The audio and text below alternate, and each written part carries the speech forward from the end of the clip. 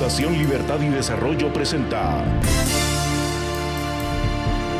Razón de Estado con Dionisio Gutiérrez.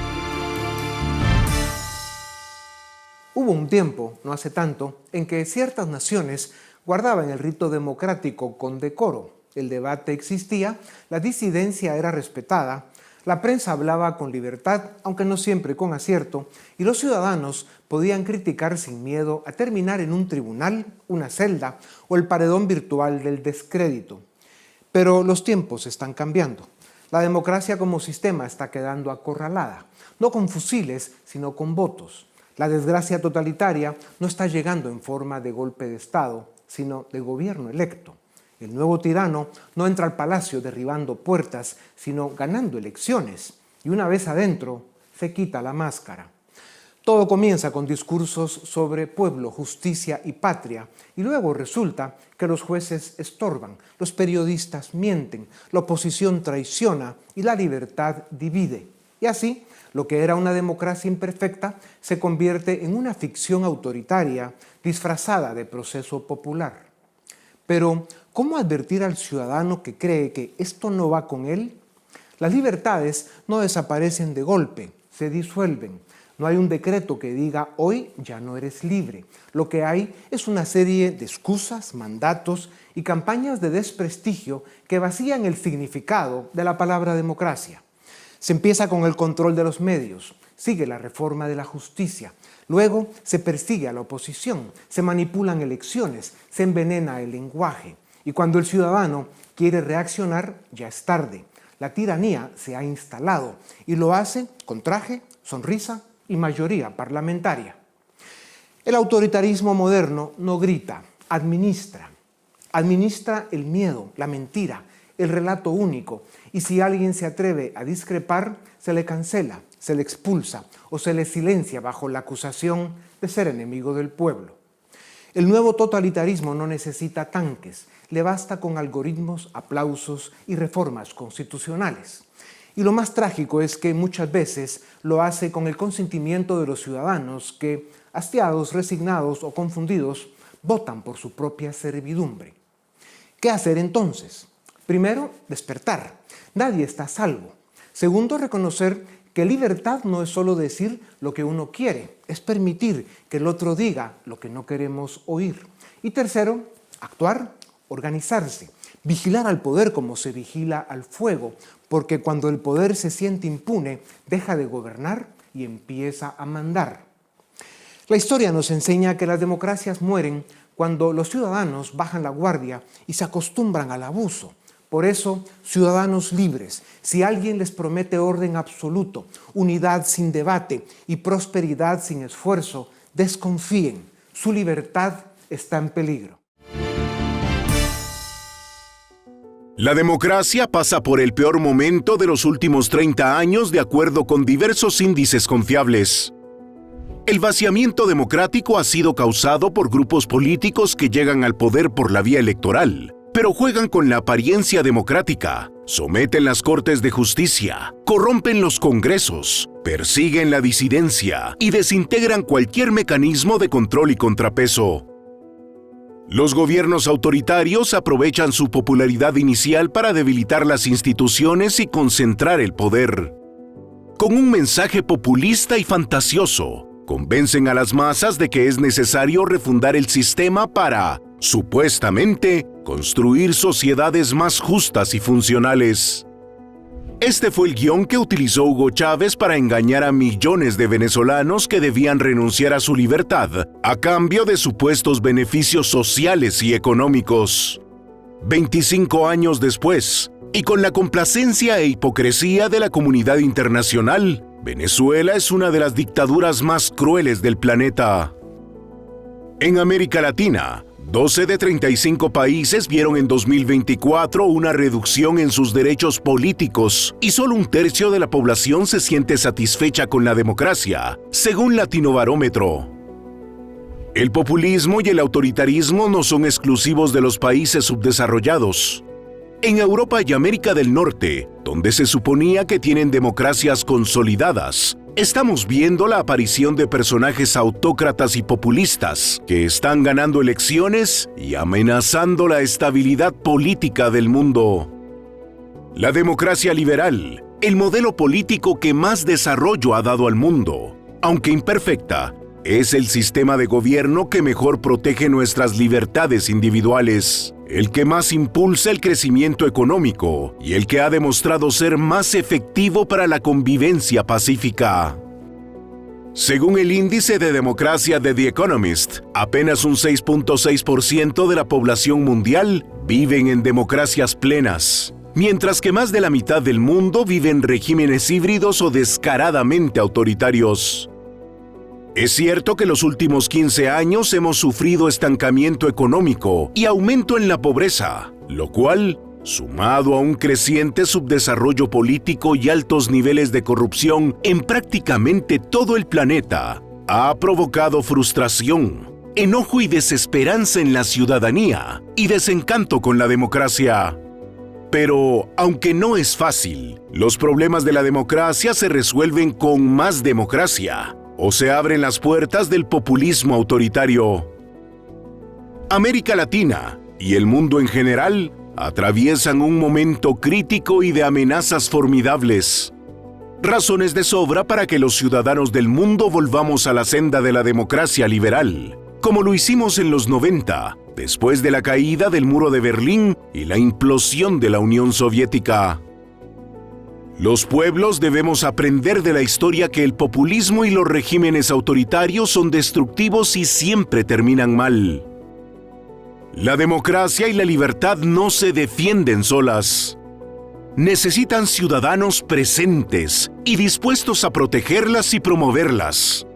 Necesitan ciudadanos que crean en las instituciones democráticas, en la división de poderes que garantiza los pesos y contrapesos que la democracia necesita, y que su compromiso con la libertad sea irrenunciable. El autoritarismo es lo que practican los abusivos con poder. Cuando ese poder es político y se tiene acceso al presupuesto nacional, las imposiciones y los atropellos llegan a extremos que destruyen las democracias, sobre todo a las débiles, que son la mayoría, y así los derechos y libertades del ciudadano quedan seriamente amenazados. Para conversar sobre este fenómeno creciente, grotesco y lamentable, tengo el gusto de presentarles a Tomás Arias, abogado con máster y doctorado en Derecho, es director y fundador de Arias Castillo, Abogados en Madrid y Caracas, y cofundador del Partido Liberal 20 Venezuela, que lidera María Corina Machado. Además es profesor universitario. Doctor Arias, bienvenido a Razón de Estado. ¿Qué es eso del autoritarismo democrático? ¿Es una contradicción? No, en lo absoluto. Por muchos factores realmente. El primero es la debacle de las instituciones. Cuando las instituciones fallan, la gente, los políticos quienes participan activamente en esta actividad, en esta labor, como el público en general, se decepciona y busca las vías rápidas. Las vías rápidas son las que le hacen cortocircuito a las instituciones. Entonces nos gusta lo expedito, nos gusta lo urgente, lo rápido, mano dura, liderazgo. Eso para decírtelo de una forma muy resumida, porque es muy complejo el fenómeno. Pero yo creo que tiene mucho que ver con eso, con la debacle de las instituciones, la falta de confianza, la gente no se ve representada, la gente no se ve en el Parlamento representada, no ve la justicia como imparcialidad. Claro. Y entonces vienen las salidas rápidas. ¿Qué país dirías que es hoy un ejemplo de autoritarismo democrático? Bueno, realmente hay varios, porque el problema es el siguiente, que tiene mucho que ver con el tono particular que tiene las disputas entre los poderes públicos, por ejemplo, entre el Ejecutivo y el Parlamento. Aquí en Europa, desde donde yo estoy, esto es la historia de estos regímenes parlamentarios. Bueno, Hitler no surgió de la nada. Hitler surgió investido por un congreso que le dio facultades en el año 33 y ahí empezó la cosa. Entonces, esto uno lo tiene que ir examinando caso por caso realmente. En Europa por el sistema parlamentario se da de esa forma. Ujú. En América Latina nosotros tenemos, digamos, bueno, eso es un caldo de cultivo porque es prácticamente una crisis permanente. Nuestros 200 y pico de años de independencia ha sido esa crisis permanente. Caudillos que se ponen por encima de la ley, por encima de las constituciones y son llamados o ungidos, popularmente o no, para que ejerzan de dictadores, de salvavidas o de perdonavidas, según el caso. Doctor Arias, en América Latina el populismo ha facilitado la transición hacia regímenes autoritarios. ¿Es esto una especie de crimen perfecto? En ocasiones sí, pero allí es porque hay ausencia de institucionalidad. Cuando tú ves, por ejemplo, o cuando el público lo ve, porque esto sale en los periódicos por todos lados, Latinobarómetro, que te va dando indicadores acerca de las preferencias políticas en Latinoamérica, y cuando siempre vemos cuáles son las instituciones más favorecidas por el Latinobarómetro, la Iglesia Católica, las Fuerzas Armadas, por ningún lado sale la política allí. O sea, que la gente está esperando que le resuelvan los problemas o la bota de los militares o, digamos, a Dios rogando. O sea, Claro, que allí, claro, llega el populista y el populista está en su caldo, está en su terreno, está en su claro. parque de diversiones, salió, como dicen los angloparlantes, field day, es un día en el parque. ¿Qué papel juegan las nuevas tecnologías y las redes sociales en la defensa o en el debilitamiento de la democracia? Yo lo veo en lo más elemental, en quienes somos padres y tenemos a nuestros hijos, que tenemos que decirles, oye, cuidado con lo que estás buscando, cuidado con lo que estás haciendo. Hay mucha información, hay mucha desinformación. El problema hoy en día es de la calidad de la información, sin duda. No de que haya o no haya, hay muchísima. Tú pones en Google cualquier cosa y salen un montón de cosas. La pregunta socrática o la duda socrática hoy sería, ¿y con eso estamos mejor informados hoy? Antes nosotros teníamos que ver el noticiero, el telediario, como se dice en España, a primera hora de la mañana, al mediodía, en la noche, estar pendiente de la radio, de las entrevistas. Ahora la gente va a lo muy rápido, a lo muy tal. Y entonces a veces estas formas muy carismáticas de ejercer el poder, pues tienen mucho appeal. A los jóvenes les gusta. Es insólito, a mí me parece Claro. horrible. Yo he visto encuestas aquí en España que parte de la campaña de la última de Pedro Sánchez, por ejemplo, a quien yo considero una especie de populista de izquierdas aquí en Europa, pues sin duda alguna, estuvo muy basada en hacer al final podcast para los jóvenes, aparecer como que estás haciendo algo cool, que estás haciendo algo que eres simpático. Por eso ahora vemos a muchos políticos haciendo payasadas en redes sociales. No es simplemente porque es que quieren entretenerse o algo, Claro, ¿no? Que están buscando legitimidad a claro, través de esa así forma es. rápida ahora de informarse barra Ya. entretenerse. Claro, el problema es de que censurar o limitar la libertad de expresión en las redes siempre trae peores consecuencias que el que éstas sigan teniendo absoluto espacio y libertad. El verdadero desafío es que los ciudadanos evolucionen y desarrollen un pensamiento crítico. Doctor Arias, ¿qué papel deben asumir los ciudadanos para prevenir la degradación democrática en países donde hay signos de autoritarismo emergente? Brevemente, que se nos acaban los segundos. Para ser buen ciudadano hay que estar en alerta permanente. La labor de un ciudadano es estar en alerta, no confiar del poder. O sea, hay que tener una actitud, un ciudadano, alguien que ejerce sus derechos y sus facultades como hombre crítico y como hombre político, es alguien que tiene que tener como unas barreras frente al poder, dudar, criticar, hurgar, preguntar. Y en ese sentido no puede ser un conformista. Un buen ciudadano no puede ser alguien que se conforme simplemente con eso, con buscar en Google, buscar en TikTok y ver al político bailando y luego, ya, qué simpático. Ya, Eso que has dicho, hay que desarrollar más el espíritu crítico. ya. Para terminar, en dos palabras, ¿cómo ves hoy Venezuela? ¿Está más cerca o más lejos de rescatar su libertad y su democracia? Yo apoyo y lo hago con mucha honestidad, con cariño, la estrategia que ha desarrollado María Corina Machado, quien es mi amiga y líder del proceso democrático en Venezuela de los últimos años. Tiene vicisitudes, tiene problemas. Lo que hemos hecho los venezolanos requiere de mayor apoyo, requiere de continuo apoyo y en ocasiones sufrimos digamos, la desolación, la depresión incluso, cuando el momento político baja o cuando el ciclo político va a la baja, ¿no? Pues aún así yo creo que el régimen de Maduro está completamente desnudo frente al mundo y creo que hay que continuar eso, el apoyo, y que la comunidad internacional sobre todo no nos lo ponga más difícil. Por lo menos puedes decirnos que más temprano que tarde va a caer ese régimen criminal. Yo estoy totalmente seguro de que el régimen criminal caerá, bueno, seguro. Excelente. Vivimos tiempos de peligro para la democracia y la libertad. Más nos vale a ciudadanos del mundo que queremos vivir con esos dos privilegios, que aprendamos a cuidarlos. Doctor Arias, gracias por tu tiempo. La historia de la humanidad está llena de capítulos que cuentan que el autoritarismo, las dictaduras y los atropellos del poder han sido un eje transversal a través de los siglos. La libertad como invento es más reciente y en su escaso tiempo de vida ha generado más riqueza, bienestar y desarrollo que los siglos de oscuridad autoritaria en manos de gentuza abusiva con poder. El problema es que el autoritarismo está de regreso y con fuerza, disfrazado de democracia y con demasiada gente cayendo en la trampa. Para conversar sobre esta trampa latente, tengo el gusto de presentarles a Jonathan Lemus, licenciado en Ciencias Políticas y Gobierno por Harvard. Es doctorando en la Universidad de Texas en Austin e investigador y analista político. Doctor Lemus, bienvenido a Razón de Estado. ¿Qué diferencia hay entre una democracia autoritaria y una dictadura tradicional?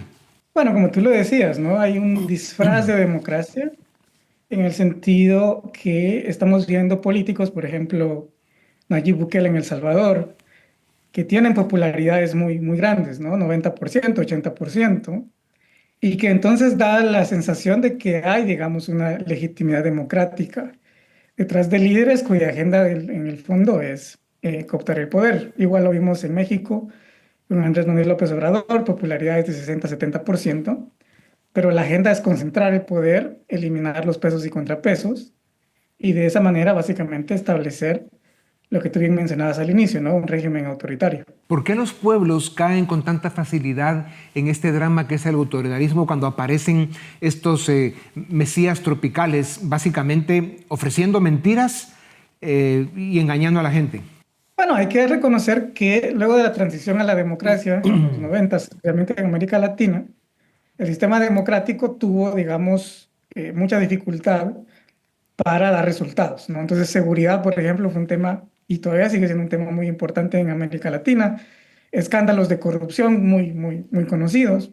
Entonces, tienes, digamos, un descontento generalizado que hace a las personas más vulnerables, susceptibles a estos discursos que prometen, digamos, erradicar de raíz estos problemas. ¿Cuáles son los signos tempranos de que una democracia está transitando hacia el autoritarismo? Bueno, al inicio, como te decía, quizás no se ve, ¿no? Porque incluso vemos encuestas de opinión y hoy día en los lugares donde ha habido más retroceso democrático, las personas se sienten más contentas con la democracia porque asumen que el liderazgo de un solo hombre pues va a resolver los problemas de manera rápida, ¿no? La democracia requiere un poquito más de negociación y es un poco más lento el proceso de políticas públicas. Entonces, al inicio ves una luna de miel, pero luego, obviamente, una sola persona no tiene las soluciones de largo plazo a los problemas. Y entonces empiezas a notar que los votantes se empiezan a desencantar, a tener o perder la paciencia.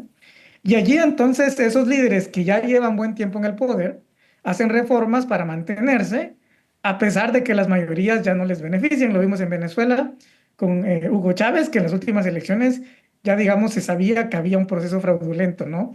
Que le permitía mantenerse en el poder. Ya no era la legitimidad que al inicio gozó cuando tenía popularidad mucho más alta. Si tuvieras que identificar con más precisión, porque ya dijiste algo, ¿qué factores políticos, económicos y sociales favorecen la degradación de una democracia hacia el autoritarismo?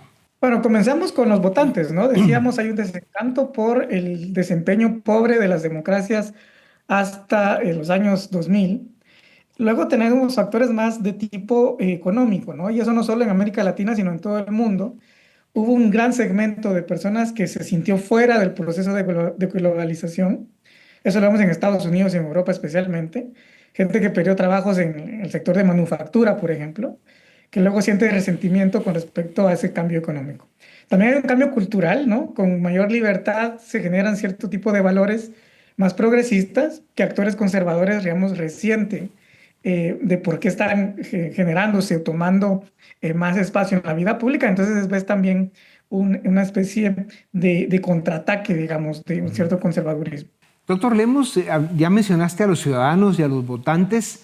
En un mundo en el que la economía se ha hecho insuficiente, en que la política se ha degradado enormemente, ¿cuáles son las tareas pendientes? ¿Qué debemos hacer para que los ciudadanos entren en ese proceso de evolución y pensamiento crítico para que, digamos, no les sea tan fácil caer en la trampa del discurso populista que termina siempre en gobiernos autoritarios? Bueno, creo que es una tarea tanto de ciudadanos como de las élites. No mencionaba que hay un proceso muy interesante en el que las élites que antes participaban del juego democrático, al ver, digamos, que pierden su legitimidad y pierden el apoyo popular, tienden a saltar del barco, ¿no? Y cuando surgen estos líderes, un ejemplo como lo mencioné al inicio, Nayib Bukele en El Salvador, esas élites prefieren negociar con el líder ascendente y básicamente cercar a esa persona, mantenerlo en el poder, de manera de que se mantenga el acceso a los beneficios de ese poder. Entonces creo que hay una tarea de que las élites tengan un compromiso realmente democrático, que cuando surjan estos líderes entonces resistan los embates de esos líderes, los ataques de esos líderes contra las instituciones democráticas. Sí. Y creo que ese liderazgo es lo que podría hacer que haya, digamos, también votantes que se sumen a esa causa pro instituciones democráticas y que entonces haya, digamos, ese círculo virtuoso que se retroalimente unas buenas acciones de las élites con ciudadanos que tengan valores genuinamente democráticos. Claro. América Latina tiene graves problemas sociales y económicos, pero nuestro problema principal es nuestro subdesarrollo político. No hemos sido capaces de aprender a gobernarnos. Y el primer problema, como ya lo he mencionado varias veces, inicia por las élites. Esa indiferencia, esa lejanía con la realidad de sus países, ese encierro que tienen en sus burbujas, está comprometiendo realmente el futuro del continente, porque debieran ser los llamados élite académica, élite económica y por supuesto élite política a ser los que articulan y proponen un modelo de desarrollo y las soluciones a los grandes problemas. Esto es lo que usan, esa debilidad, esa indiferencia y distancia de las élites con la realidad de nuestros países. ¿Es eso lo que utilizan los regímenes autoritarios para cooptar las instituciones democráticas y perpetuarse en el poder porque básicamente nadie les dice nada? Al final las prácticas se replican, ¿no? O sea, llegan estos líderes prometiendo el fin de la corrupción, pero son las mismas personas que estuvieron en los regímenes democráticos las que están detrás de estos líderes. Son las mismas prácticas, excepto que ahora ya no hay acceso a la información pública. Es una tendencia global, los presidentes autoritarios eliminando esas oficinas de acceso a la información. Entonces la gente ya no es tan conocedora de lo que está sucediendo, pero realmente no hay un cambio de fondo. Ya. Lo segundo que te quería mencionar es que si en teoría estos líderes llegan para resolver los problemas, no estamos viendo realmente que utilicen el poder que ahora ostentan para pasar esas grandes reformas que se necesitaban, como la reforma educativa, que ha sido la tarea pendiente de América Latina, invertir en capital humano, sistemas de salud, etcétera, que desde siempre se ha dicho son los que permitirían que América Latina salga del subdesarrollo económico y luego del subdesarrollo político. En 2024, solo el 33% de latinoamericanos dijeron estar satisfechos con la democracia. ¿Cómo puede esta insatisfacción generalizada facilitar el avance del autoritarismo democrático en la región? Brevemente, que estamos en el final. Sí, sin duda, ¿verdad? Vas a tener más y más líderes que van a apelar a esos sentimientos de desencanto, van a llegar al poder a través de las elecciones, pero ahí es donde es necesario el surgimiento de líderes que den solución a los problemas, porque es posible resolver los problemas desde la democracia y que entonces le den legitimidad a ese juego democrático que es tan necesario. La libertad y la democracia necesitan de vigilancia permanente. Es difícil lograrlas y demasiado fácil perderlas. Doctor Lemos, gracias por tu tiempo. A ustedes también, gracias por acompañarnos una vez más. Esto es Razón de Estado.